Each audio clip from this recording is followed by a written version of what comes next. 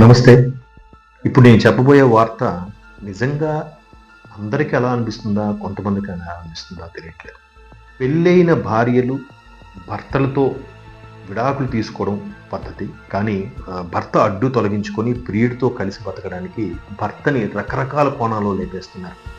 మొన్నటికి మొన్న పూణె, లోనావాల్లో జరిగిన ఘటన కూడా చూస్తే 4 నెలల కిందటే చేతన్‌తో సియాకి పెళ్ళయిందంట.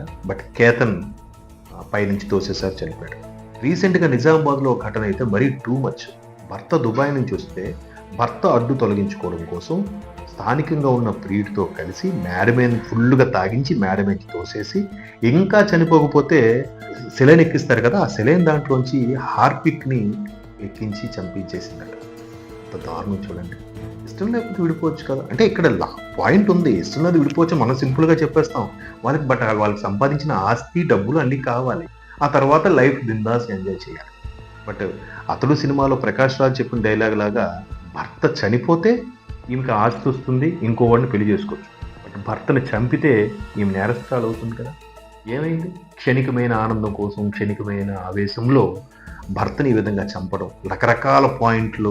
నాకేం బాగా మ్యానిపులేట్ చేద్దాం, బాగా ప్లాన్ చేసి చంపేద్దాం అనుకున్న వాళ్ళందరూ ఆ భర్తతో ఉన్న సుఖం లేదు, ప్రియుడితో ఎంజాయ్ చేయలేదు. ప్రియుడు ఈమె కలిసి ఇద్దరు కటకటాలు లెక్క పెట్టాల్సిందే.